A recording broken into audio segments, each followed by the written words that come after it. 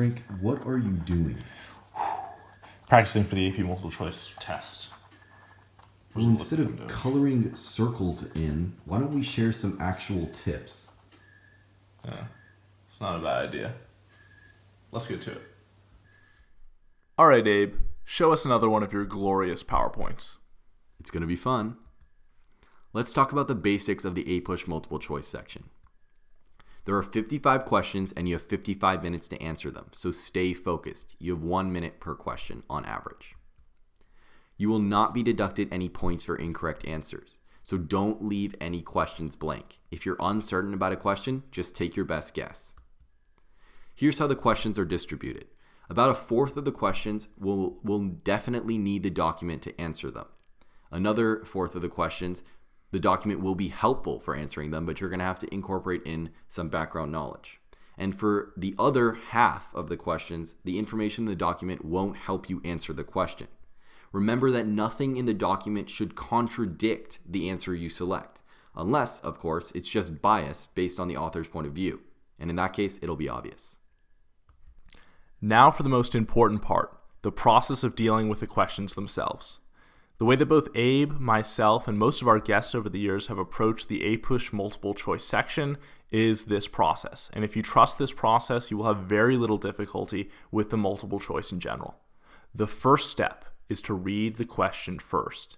This gives you a hint as to what you should be looking for when you read the passage, and it makes it less likely that you'll have to reread the passage at all. This saves you time, and as Abe talked about, you don't really have that much time per question, so this step is crucial. Second, read the source. This gives you an idea of the author's framework and bias. For example, if you see the author is Hamilton, you automatically know he's favoring a national bank, assumption of states' debts, and more federal power.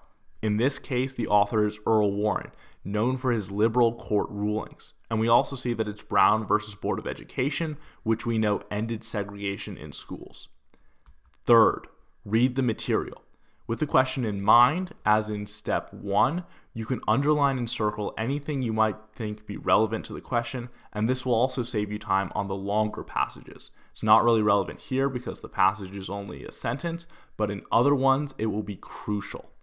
And fourth and finally, eliminate the answers and choose the best option. Overall, trust the process. It will save you valuable time and eliminate the simple mistakes which can bring your score down. Trust the process. Abe, what should I do if the process seems to be failing me? Well, let's say you encounter a difficult question, which you will. If you've gone through the process and are still struggling to select an answer, here's another strategy, the Hunger Games method. We have named it such because it involves eliminating answers until only one is left standing. That would be the correct answer. Frank and I are sure you've heard of elimination methods before, but we've added some more nuance to our own. You simply need to recognize the 3 reasons why a given answer can be incorrect. The first is that it's chronologically out of place. The statement in the answer may be valid, but it's out of place. It refers to a different time period than the one in the document or the one that the question is asking about. The second is irrelevance. The statement in the answer is, again, valid, but it also refers to the correct time period. But the information in the answer is not related to the question. The third is that the answer is factually incorrect.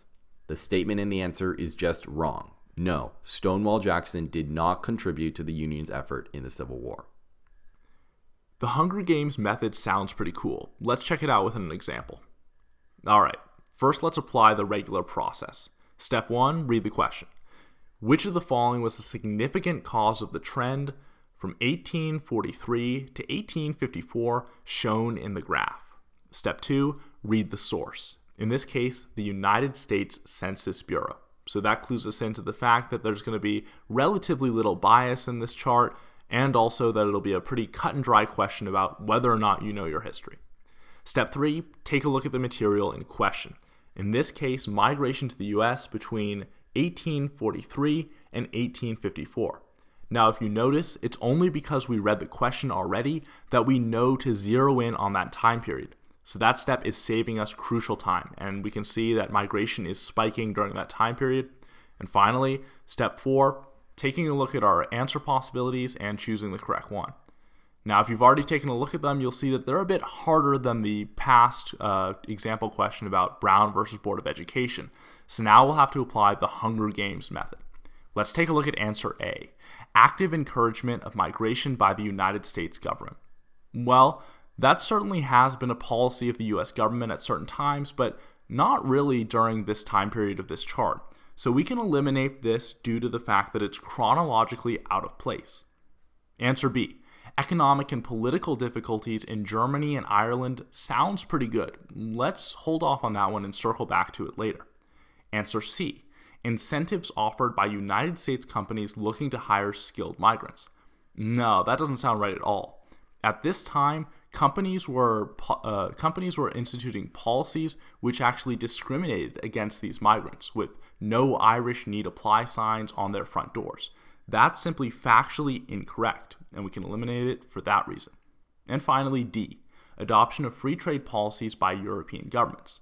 That's just kind of irrelevant. Regardless of what policies European governments were using, it doesn't really affect migration to the United States during this period, which stretches over a decade long. So we can simply write that off due to the fact that it's irrelevant to our answer. At the end of the day, when we circle back to answer B, it is the best answer, and the Hunger Games method has proven its worth. Now that we know how to approach the questions, let's take a look at what these questions are going to be on. The writers of the AP test are trying to assess your generalized understanding of the material, not catch you out on trivial dates and names. This makes it surprisingly easy to anticipate where questions will be drawn from, general terms and big names. If you look at 10 practice questions on any AP test in the last 5 years, I guarantee you 9 of them will fit neatly into one of these categories. Just look at the 2 examples we've already used in our PowerPoints. One concerns the civil rights movement, and the other concerns immigration. Now that Frank has told us what to study, we should also go over how to study.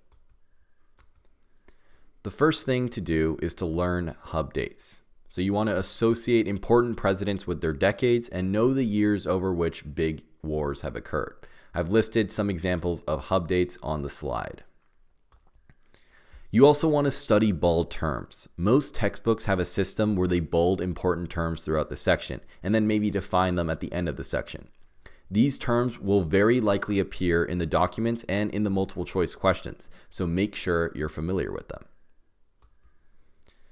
The most important way of studying is to use a prep book. Practice makes perfect. Prep books will have many practice questions which you can use to practice the process that Frank described.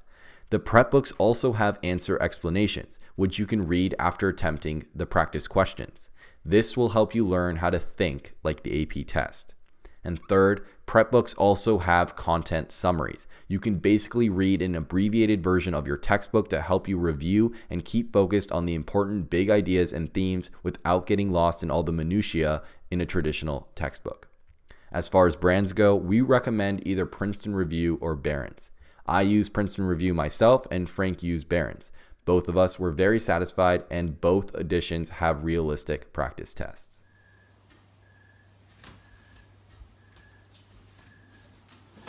Well, Frank, looks like you won't be needing this anymore. This looks much better.